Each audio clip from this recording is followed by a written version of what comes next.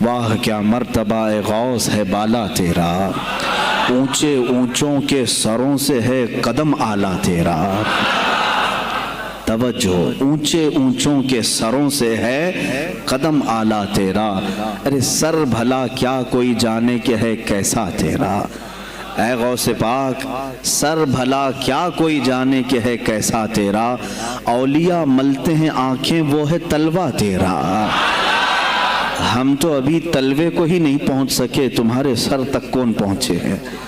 اولیاء ملتے ہیں آنکھیں وہ ہے تلوہ تیرا۔ وہ شہنشاہ بغداد اگر ممبر پر کھڑے ہو کر کے اعلان کر دے قدمی ہادی علی رقبت کل ولی اللہ، میرا یہ پاؤں تمام اولیاء کی گردنوں پر ہے، تو پھر ہند کے خطے سے معین الدین اجمیری بھی یہ کہتے ہوں کہ بل علی رأسی و علی عینی، اے سلطان الاولیاء صرف آپ کا قدم گردن پر نہیں میرے سر پر بھی ہے۔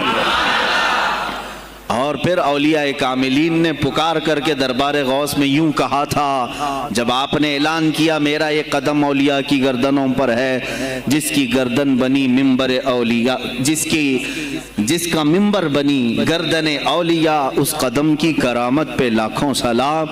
انہوں نے جب اعلان کیا تو کیا اولیاء کاملین نے جواب میں کیا کہا تھا؟ جواب میں کیا کہا تھا؟ غوث پاک نے جب بغداد سے پکارا تو پورے مشرق و مغرب شمال و جنوب کے اولیاء نے یوں کہا تھا، یہ دل یہ جگر ہے، یہ آنکھیں یہ سر ہے۔ یہ دل یہ جگر ہے، یہ آنکھیں یہ سر ہے، جہاں چاہو رکھو قدم غوث اعظم۔ گردن ہی کیا ہے، یہ دل ہے، یہ جگر ہے، یہ آنکھیں ہیں، یہ سر ہے، آپ کی مرضی جہاں ہو میرے آقا آپ قدم رکھتے ہیں، جہاں چاہو رکھو قدم غوث اعظم۔ عزیزان گرامی وقار، تاجدار بریلی نے شہنشاہ بغداد کی بارگاہ میں پیش اس طرح سے کیا کہ جو ولی قبل ہوئے یا بعد ہوئے سب ادب رکھتے ہیں دل میں میرے آقا تیرا، سارے اقطاب جہاں کرتے ہیں کعبے کا طواف، کعبہ کرتا ہے طواف در والا تیرا۔ اے شہنشاہ بغداد تیری میری قسمت کی قسم کھائیں سگانے بغداد، ہند میں رہ کے بھی دیتا رہوں پہرا تیرا، ہند میں رہ کے بھی دیتا رہوں پہرا تیرا۔ سرکار بغداد کی بارگاہ میں پھر استغاثہ کرتے ہوئے اعلیٰ حضرت بریلوی رحمت اللہ تعالیٰ علیہ یوں عرض کرتے ہیں، اے شہنشاہ بغداد تجھ سے در سے سگ، اور سگ سے ہے مجھ کو نسبت، میری گردن میں بھی ہے دور کا ڈورا تیرا۔ اس نشانی کے جو سگ ہیں نہیں مارے جاتے، جس کی گردن میں قادری پٹا ہو، جس کی نسبت سلسلہ قادریہ سے ہو گئی ہو، اس کے لیے اعلیٰ حضرت بریلوی فرماتے ہیں اس نشانی کے جو سگ ہیں، ہم کتا پاک ہیں شہنشاہ بغداد کے، اس نشانی کے جو سگ ہیں نہیں مارے جاتے، حشر تک میرے گلے میں رہے پٹا تیرا۔ اور اے سننے والو، میں نے اپنے آپ کو سگ کہا، کتا کہا، تو کہیں تم اس خیال میں نہ آ جانا کہ کتا معمولی ہوتا ہے۔ آگے اعلیٰ حضرت نے اس کا بھی سوایہ کر دیا، کیا دبے جس پہ حمایت کا ہو پنجہ تیرا، کیا دبے جس پہ حمایت کا ہو پنجہ تیرا۔ ارے شیر کو خطرے میں لاتا نہیں کتا تیرا، شیر کی تک پرواہ نہیں کرتا غوث پاک کا کتا۔ تو میں نے اپنے آپ کو کتا کہا تو اس بھول میں نہ رہ جانا کہ کتے کو کوئی بھی مار لے جائے گا، اٹھا لے جائے گا۔ ہم نے کہا ہے دربار غوث کا کتا جو شیر کو بھی خطرے میں نہیں لاتا ہے۔ عزیزان گرامی وقار، بارگاہ غوث میں جو جھوم کر کے اشعار امام احمد رضا خان فاضل بریلوی رحمت اللہ تعالیٰ علیہ نے بیان کیے ہیں، وہی ہماری گفتگو کا خلاصہ بھی ہیں۔ سرکار بغداد سیدنا عبد القادر جیلانی رضی اللہ تعالیٰ عنہ، یقیناً آپ کے ولی کامل ہونے پر تقریباً پوری امت کا اتفاق ہے۔ اتفاق کا مطلب صرف بریلویوں کا نہیں، دیوبندی بھی مانتے ہیں، اہل حدیث بھی مانتے ہیں، شیعہ بھی مانتے ہیں۔ غوث پاک رضی اللہ تعالیٰ عنہ کی ولایت سے ان میں سے کسی کا انکار نہیں۔ آج بھی بغداد میں جائیں لنگر بٹ رہا ہوتا ہے، شیعہ بھی کھا رہے ہیں۔ غوث پاک رضی اللہ تعالیٰ عنہ کا لنگر آج بھی بٹ رہا ہے۔ بغداد کی وہ ایک ایسی بارگاہ ہے جہاں سنی اور شیعہ دونوں ہیں، دونوں تسلیم کرتے ہیں ان کی ولایت کو۔ اب رہے بات اہل حدیث کی یا دیوبند کی، ان کی کتابیں اٹھاؤ تو پتہ چل جائے گا کہ غوث پاک کے متعلق انہوں نے کیا کیا نہیں لکھا. پیر پیراں، میر میراں، شہنشاہ بغداد، بلکہ شیخ ابن تیمیہ جو ہر ولی کی تنقید کرتا تھا، ہر صوفی پر تان و تشنیع کرتا رہا، اس نے اپنی کتاب میں لکھ دیا کہ میرے پاس اتنی تواتر تک، تواتر کہتے ہیں اتنے لوگوں کا بیان کرنا کہ جن کا جھوٹ پر جمع ہونا محال ہو. شیخ ابن تیمیہ کہتا ہے میرے پاس اتنی تواتر سے کسی اور کی کرامتوں کا ذکر نہیں پہنچا جتنا شیخ عبد القادر جیلانی کا پہنچا ہے. الفضل لما شہید بہ الاعداء، فضیلت تو اس کی ہے جس کی دشمن بھی گواہی دے رہے ہوں. عزیزان گرامی وقار، سرکار بغداد رضی اللہ تعالیٰ عنہ کی ولایت پر تقریباً امت کا اتفاق، بعد میں آنے والے سارے مسلمان انہیں ولی مانتے ہیں. اور یہ اور بات ہے کہ ولایت تک سب کا اتفاق ہے. اب غوث کے مقام کے متعلق الحمدللہ ہم منفرد ہیں اس میں، اس لیے کہ ہم انہیں غوث اعظم بھی کہتے ہیں، استغاثہ بھی کرتے ہیں.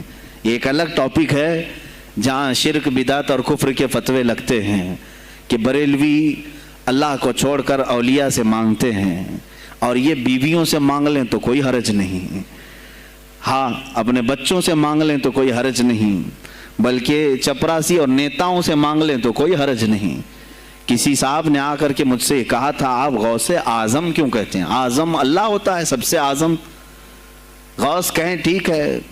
سلفی صاحب تھے، ہم نے کہا کہ آپ کو سرکار عبد القادر جیلانی کو غوث اعظم کہنے پر اعتراض ہے، لیکن ایک چوڑا چمار ملک کا پرائم منسٹر بن جائے تو اسے وزیر اعظم کہہ دیتے ہیں، کوئی دقت نہیں آپ کو. وہاں اعظم کہتے ہیں آپ، اعظم کہنے میں آپ کو وہاں جھجک بھی نہیں آتی، اور غوث پاک کو اعظم کہنے میں آپ کو شرم آنے لگتی ہے. یہ اپنے اپنے نصیبے کی بات ہے. آپ کا اعظم کوئی اور ہے، ہمارا اعظم کوئی اور ہے. عزیزان گرامی، سرکار بغداد، شہنشاہ ولایت، سلطان الاولیاء سیدنا عبد القادر جیلانی رضی اللہ تعالیٰ عنہ، ماں کے پیٹ سے ہی ان کو ولایت عطا کی گئی. یہ وہ اولیاء میں سے ہیں جن کا پیدائشی اللہ تعالیٰ نے منتخب فرمایا ہے.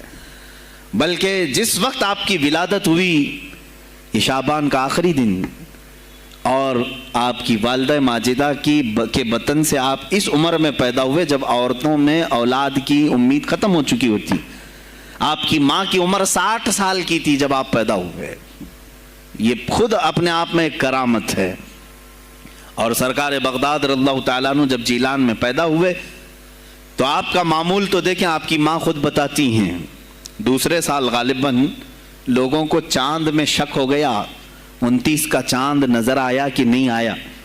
بعض کہنے لگے ہو گیا ہوگا، بعض کہنے لگے نہیں ہوا ہوگا. تو یوم الشک کہتے ہیں، یعنی 30واں جو شعبان کا ہوتا ہے، وہ ایک رمضان بھی ہو سکتا ہے، 30 شعبان بھی. تو لوگ آئے حضرت فاطمہ ام الخیر کے پاس جو غوث پاک کی ماں ہے، پوچھا کہ کل کا چاند ہوا کہ نہیں ہوا، ہمیں شک ہو گیا ہے. آپ نے کہا چاند ہو گیا ہے اور رمضان شروع ہو چکا ہے. کہا کیسے؟ کہا صبح سے میرا بیٹا عبد القادر دودھ کو منہ نہیں لگایا ہے، اور میرے بیٹے کا یہ معمول ہے پچھلے رمضان سے ہی. جس وقت غوث پاک پیدا ہوئے رمضان شروع تھا. ان کی ماں کہتی ہیں سحری سے لے کر افطار تک غوث پاک اپنی ماں کا دودھ نہیں پیتے تھے. یہ بچپنے میں ماں کی گود میں روزے کا آپ کے اوپر کوئی مکلف نہیں تھے، آپ احکام شریعت ابھی آپ کے اوپر لاگو نہیں تھے، لیکن اللہ کا ایک ولی آتا ہے تو وہ نظام خدا قائم کرنے کے لیے آتا ہے. آج میں اسی پر گفتگو کرنا چاہوں گا. اللہ کے اولیاء ظاہر کیوں ہوئے دنیا میں اور کیوں آتے ہیں؟ ان کا سب سے بڑا مقصد دنیا میں آنے کا، جلوہ بار ہونے کا، وہ یہ ہوتا ہے کہ نظام خداوندی کو زمین پر قائم کریں. جس کی کائنات ہے اسی کی بات یہاں پر قائم ہونی چاہیے. اب یہ باتیں وقت کے ساتھ گزرتی جاتی ہیں اور لوگ بھول جاتے ہیں. آپ سب کو پھر میں یاد دلا دوں، میرے عزیز، میں نے بھی اور آپ نے بھی اللہ سے ایک وعدہ کیا ہے. ہماری روحوں نے اللہ سے وعدہ کیا ہے. جب اللہ تعالیٰ نے ہمیں پیدا بھی نہیں کیا تھا اس وقت ہماری روحوں کو بلا کر اس نے ایک وعدہ لیا، الست بربکم، کیا میں تمہارا رب نہیں ہوں؟ میں تمہارا مالک اور خالق نہیں ہوں؟ تو سب کی روحوں نے کہا تھا قالوا بلا وربنا، کیوں نہیں مولا، تو ہی تو ہمارا رب ہے۔ رب تعالیٰ نے فرمایا کیا تم اسی وعدے پر برقرار رہو گے دنیا میں جانے کے بعد؟ سب نے کہا تھا ہم وعدہ کرتے ہیں مولا اسی پر باقی رہیں گے۔ یہاں آنے کے بعد کتنے وہ لوگ ہیں جو اس کی ربوبیت کا اقرار کرتے ہوئے اس کائنات میں صرف اس کے گن گاتے ہیں۔ کفار و مشرکین تو وعدہ خلاف ہیں، توڑ دیے، انہوں نے اللہ کے علاوہ کسی اور کو خدا بنا لیا، لیکن تم نے اللہ اکبر تو کہا، زبان سے تو تم نے تسلیم کیا، لیکن تمہارا رہن سہن یہ بتاتا ہے کہ تمہارا مالک کوئی اور ہے، کسی اور کو راضی کرنے میں لگے ہوئے ہو، کسی اور کی دریوزہ گیری کر رہے ہو، کسی اور کی خوشامدی میں کھڑے ہوئے ہو، درباروں کے آستانوں کے دروازوں پر تمہارا کھڑا ہونا گھنٹوں پر کسی کو راضی کرنے کے لیے، یہ تمہارا عمل بتاتا ہے کہ تم نے رب اعلیٰ کو اکبر نہیں سمجھا۔ وعدہ تو تمہاری روحوں نے کیا تھا کہ تیرے سوا کسی کو ہم حاکم نہیں تسلیم کریں گے، حاکم اعلیٰ صرف اللہ ہے۔ اولیاء کاملین یہی بات یاد دلانے کے لیے آتے ہیں، پھر تمہیں یہ یاد دلانے کے لیے آتے ہیں، اور جس شان سے وہ دنیا میں آتے ہیں بچپن سے ہی ان کے حالات ایسے ہوتے ہیں کہ شریعت طاہرہ کی پابندی ان کے ہر قول و عمل میں نظر آتی ہے، ہر قول و عمل میں۔ اس لیے کہ ہم جس کی زمین پر ہیں اور جس کی آسمان کے نیچے ہیں، بات ہوگی تو صرف اسی کی ہوگی، بات ہوگی تو صرف اسی کی ہوگی۔ مجھے ایک بات یاد آتی ہے، سرکار مفتی اعظم ہند رحمۃ اللہ تعالی علیہ، آپ کے سامنے کوئی صاحب تقریر کر رہے تھے، یہ زمین سب کی ہے، ان کی بھی ہے، ان کی بھی ہے، ان کی بھی ہے۔ آپ نے کہا چپ رہو، زمین اللہ کی ہے اور صرف اللہ کا نام ہو۔ یہ سب کی ہمت نہیں بولنے کی، زمین اللہ کی ہے اور اللہ ہی کا یہاں پر اللہ ہی کی بولی بولی جائے، اسی کے لیے زیب دیتا ہے۔ جس کے گھر میں رہ رہے ہو اسی کی بات کرو۔ عزیزان گرامی وقار، سرکار بغداد، ان کی کرامات اپنی جگہ پر، لیکن ان کی زندگی کے کچھ اہم گوشے میں لے کر آج حاضر ہوں۔ آج ہمارے حالات کے اعتبار سے بھی ضرورت ہے اس کی۔ جب آپ پروان چڑھتے رہے اپنی ماں کی گود میں، بہت جلدی آپ کے والد گرامی کا انتقال ہو گیا۔ آپ سے خود پوچھا گیا تھا غوث پاک سے، آپ کی جوانی میں یا جب آپ کا شہرہ بغداد میں بہت ہو گیا تب پوچھا گیا تھا آپ کو اپنے ولی ہونے کا احساس کب ہوا؟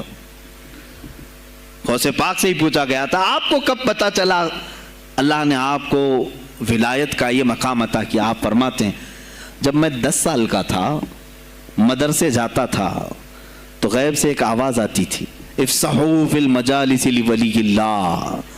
غیب سے آواز آتی تھی، اے لوگوں مجلس میں جگہ چھوڑ دو، اللہ کا ولی آ رہا ہے۔ یہ آواز صرف میں نہیں، میرے استاد بھی سنتے، وہاں بیٹھے شاگرد بھی سنتے، اور سب کھڑے ہوتے تھے، جگہ دیتے تھے۔ غوث پاک فرماتے ہیں جب ہر بار مجھے یہ آواز آنے لگی تب مجھے احساس ہوا کہ اللہ تعالیٰ نے مجھے ولایت کا تاج پہنایا ہے۔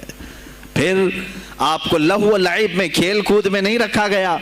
فرماتے ہیں ایک بار میں صرف ایک گائے کی پونچھ پکڑنے کی کوشش کر رہا تھا، گائے پلٹ گئی، فصیح عربی میں کہنے لگی الہذا خلقت ام بہذا امرت یا عبد القادر، اے عبد القادر کیا تجھے اسی کام کے لیے پیدا کیا گیا یا تجھے اللہ نے اس کام کا حکم دیا کہ میری پونچھ پکڑے؟ غوث پاک فرماتے ہیں میں چونک گیا کہ یہ ایک جانور مجھ سے عربی میں بات کر رہا ہے۔ اور اس کے بعد وہ گائے خود کہنے لگی اے عبد القادر تجھے اللہ نے اپنی مخلوق کے لیے بنایا ہے، اپنے بندوں کو راہ راست پر لانے کے لیے۔ غوث پاک فرماتے ہیں اس کے بعد زندگی میں کبھی کھیل کود کی خواہش بھی نہیں آئی، کھیل کود کی خواہش بھی نہیں آئی، کبھی تصور بھی نہیں کیا